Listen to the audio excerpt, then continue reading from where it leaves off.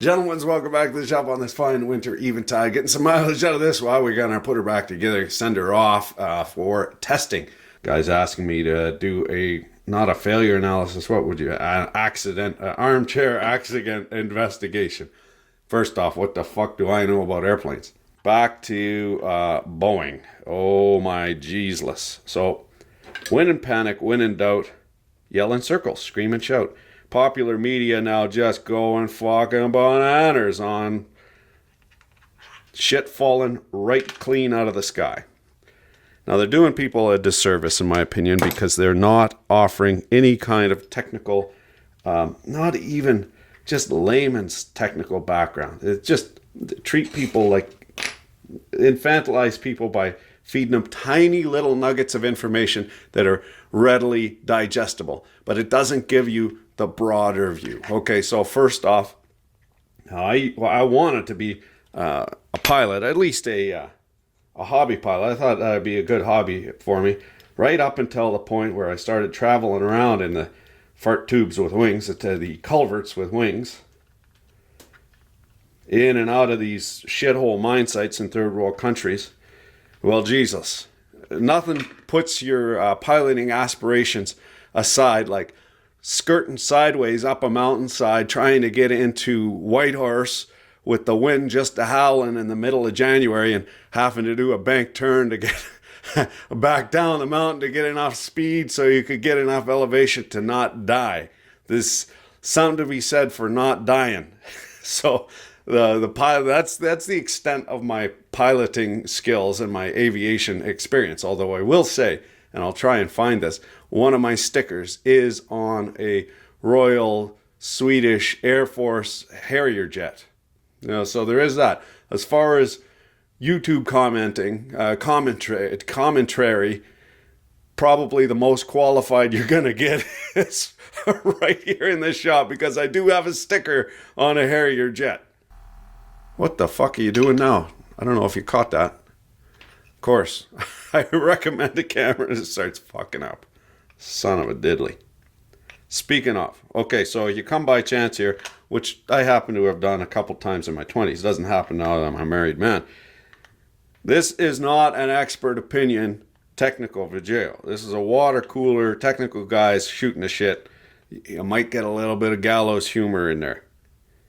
So, if you can't handle that, you want everything perfectly by the book, wait for the report.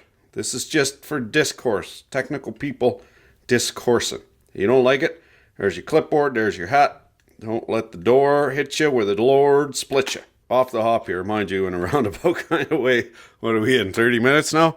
We're going to use a very powerful tool. Occam's razor. Well, in this case, Occam's hacksaw. The easiest explanation is generally the right explanation. So the simplest explanation is generally the truth. So proceeding on that, we're going to say that it looks like the failure mode of that flight in Ethiopia is the same as the failure mode in Jakarta.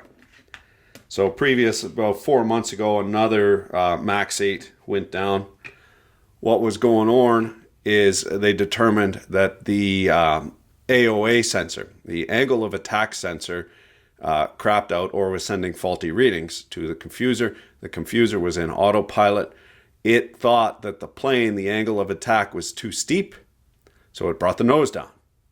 The pilots countered that, dicking around. They didn't immediately know what the problem was. Now, there had been apparently a software upgrade, and this is where you get into the interface between automation and human. So, more than likely, if the flight engineers and had some more time to think about it, or had there been the protocol in place at their disposal, and that means it might have been in place at their disposal in their training or in the flight manual, but it wasn't immediately in their cognition. So it didn't immediately come to mind that this was what was happening, because the first thing you got to do when you're troubleshooting a problem and when you're sensors, your angle of attack sensors aren't working and it's fucking making the plane dive, that is a problem. And there is some pressure there because, well, pilots, they're in charge of however many souls are on their plane, but they're also at the front of the plane. They don't want to crash because they don't want to die. They're the first to go. I had an interesting discussion with an American pilot in all places on the Champs-Élysées, and if you're traveling, you can immediately tell an American because they're dressed like toddlers, okay, with the backwards hat and the oversized team jersey on. You know, you can tell. So I sat to talking with this fella, just, you know, passing the time of day, foreigners in a strange land type deal. We got to talking about, well, you know, I really appreciate all the training you guys go through, and it's interesting. It must be very stressful for you to be in charge of all those lives, like a ship's captain. You know, you got to be on it. There's make no mistake about it. All the souls on that vessel are in your hands. And he says to me, partner, I'm paraphrasing here, partner, listen, I'm not so worried about the people in behind me, because I'm the first to die and I don't want to fucking die. So you're damn right I'm going to know how to run that airplane. So my understanding is these jets, you know, millions and millions of dollars, are essentially automated. They're fully capable of flying themselves, by and large, in 99% of the situations. But they need a bunch of humans in there to run the systems when something goes wrong or as something is a little bit sketchy, just as an oversight, as a monitoring. So those humans need to be on the friggin' ball, because now, instead of needing to have the wherewithal to fly the plane, now they're just kind of there when the plane needs it. And, you know, that can take you by surprise when you're expecting the plane to do one thing and it does another thing. Well, all of a sudden, you're troubleshooting a problem. And troubleshooting a problem in midair, high stress situation. So what's going on with these angle of attack sensors is that they're sending erroneous data. And the angle of attack sensor is an electromechanical device. It actually measures the airflow going past it and the angle of the airflow going past it, and it can determine the angle of the attack of the wings. Now, a wing, of course, is bent like this. So on the bottom side, you consider this as flat.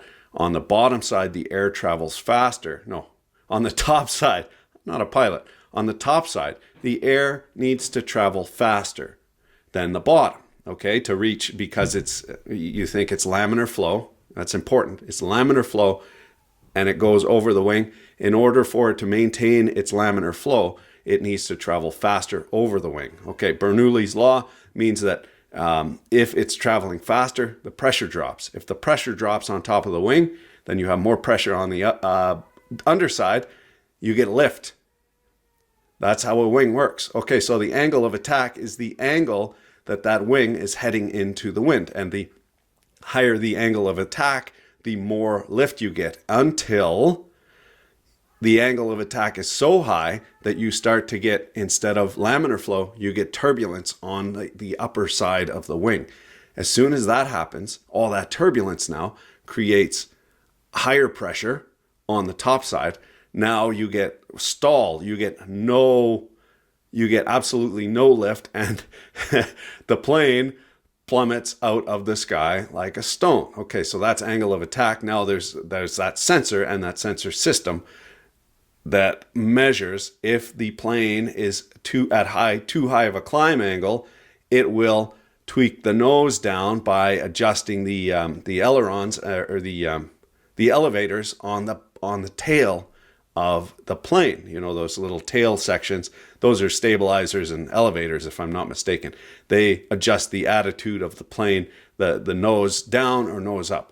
So when that feedback system, when the angle of attack sensor isn't working, obviously the plane doesn't automatically know what the angle of attack of the wings is. And if it's reading that the angle of attack is too high, it's going to make that nose plunge. Pretty fucking scary if you're the pilot. The pilot, in order to override that corrective measure that the confuser has taken, making the nose point down, he needs to do three things. On his stick, he needs to turn off the attitude adjustment. He also needs to turn off two toggles that cut the electric power to the elevators. And he also needs to, though, that ring on either side of the cockpit there, those are cable driven, and he needs to turn those rings to adjust the attitude of and hey, I'm not a pilot. I'm probably getting all the lingo wrong, but so when your airplane is falling out of the fucking sky, you got to be pretty quick thinking to know to do those 3 steps. And more importantly, you had to have already troubleshot the problem, because what could make the plane dive down quickly? A lot of different things. So you got to be on it, partner. You got to be on it. Short story long and curly, it would seem to me that system goes from an automated system to needing human input in a heartbeat, and you are reliant on the competence of the flight crew. Now, the other thing is, you can be supremely confident. Maybe you're not having a good day. You're thinking about, so you just did some training on another problem or another exercise. You're not thinking, it's so easy to just have a brain fart. If you're relying on the flight crew to not have a brain fart, partner, have you fucking been with humans? We're idiots. Essentially, we're fucking morons. And when shit hits the fan, like I say, when in panic, when in doubt, run in circles, yell and shout. That was the quite well documented failure of not the Ethiopian, but the Lion Air flight 610, I believe. Uh-oh, we got an automation failure again here. Wakey, wakey, hands off snaky. If you look at the Lion Air flight, you can see the altitude, okay? So the altitude, it's climbing out of the airport, and then it drops. And then quite obviously, you can picture in the cockpit what is going on. So this plane dropping like a fucking stone, and then it climbs. So they got it under control a little bit, takes a few minutes, and you can see it's weeble wobbling all over the place. It's like they put it back in autopilot or something. This is conjecture on my part. And then it just falls right out of the sky. Okay, so if that angle of attack sensor is sending erroneous data, and now the thing is, there's not just one angle of attack sensor. There's very likely 2 or 4 on these planes for redundancy. Planes do not fall out of the sky. They are extremely well engineered. They have huge military industrial complexes backing them. I mean, here's the thing. Okay, so you look at they grounded all the 737s in Europe, and then like dominoes, everybody else is kind of grounding them to see what happens. The States is not. Now, in Europe, they have a huge military industrial complex building Airbus airplanes, the direct competitor, and just, the only competitor to Boeing, which is based in the States. So looking from the political, economic aspect of that, it does make sense that any excuse they would ground the Boeing planes. Now, the Boeing planes sell all over the world. I think they're the top seller, that particular model. So, a backlog of 4,000 planes. Okay, so it doesn't hurt the states, and when I'm talking European states, it doesn't hurt them to ban the competition, at least for a little while. Likely some political, economic considerations factored into the FAA not grounding the plane. They had issued some requirements to Boeing after the Lion Air disaster, and Boeing, if they haven't fulfilled those obligations, they're per near, and essentially there was no problem found with the plane itself. It was there was an interface problem between the automation and the pilot, the flight crew. So if it happened the one time, it can happen again. And you think to yourself, it was likely a case of, no, he did it. It was his fault. But, don't forget, Boeing's got to sell planes. So if they're throwing their customers under the bus, chances are their customers aren't going to buy any more planes. Now, you look at the share price of Boeing, and it has dropped. Here's the thing about these faults, okay? Now that it's well publicized, it ain't going to happen because all the pilots know, hey, there's a new system in place, and if this happens, then I do this. It's all very much in the front of their minds now. This is a hot button issue, quite clearly. So would I hesitate on getting on a 737 MAX 8? No way.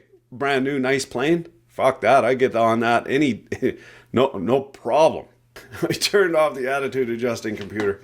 How to do it? Yeah. The question is, the Boeing 737, is it going to fall out of the sky? No.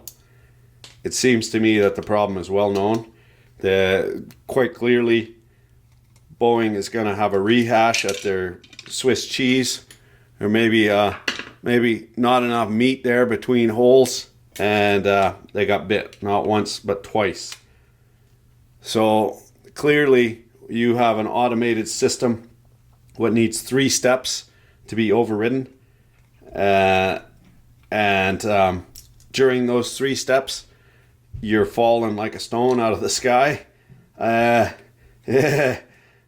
thanks. However, because it is in the forefront of every pilot's mind now on the planet, it very likely will not happen. Now, the very sad part is that a safety system, what was designed to save people, actually ended up in its failure, and the cascading failure of the crew not being able to recover ended up killing 300-400 people. So there's very likely some belly button introspection and some sweaty collars down the line over in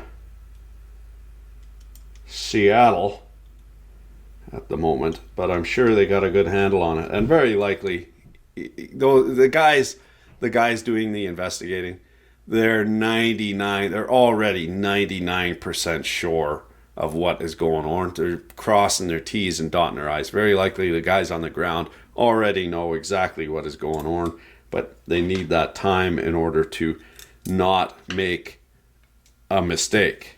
I think it'll come out here, and this is pure conjecture. I think it'll come out that indeed was the failure mode, was the same as what downed Lion Air. Now that ain't worth a shit. Wore the teeth clean off.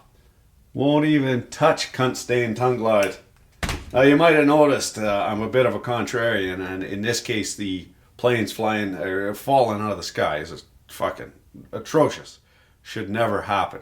But there's more than meets the eye. It's not just Boeing's fault, I don't think, in any case. And in a lot of, some of these disasters we look at, like bridges falling down and chairlifts falling down, there is a clear and concise failure in management. And I think the way the media talking heads are spinning it is that Boeing is completely and wholly at fault. And it doesn't seem to be, at least in my layman's eyes, that doesn't seem to be the case at all. And they do people a disservice by not allowing them, not giving them treating them like babies and not giving them any technical information. It's ridiculous. Just a talking pretty head going on and on about this happened there, this happened, they saw smoke plumes coming out of the engines. Well, geesless, it's a fucking engine. Of course there's smoke plumes coming out of there.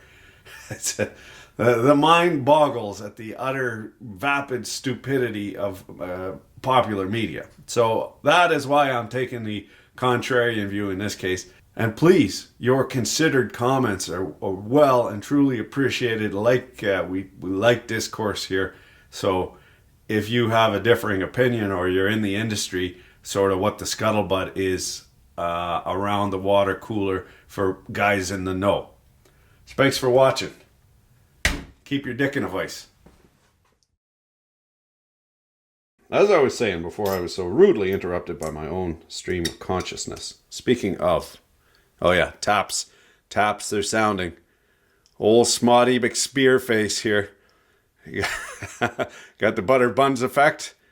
I learned that from watching old episodes of Star Trek. You want to make the girl pretty, you put some Vaseline over the thing. Gets rid of all the imperfections in the countenance. I gotta, after having this spot on here for nigh on 5 JOs, I'm gonna clean it off. So say goodbye to a trusted pal.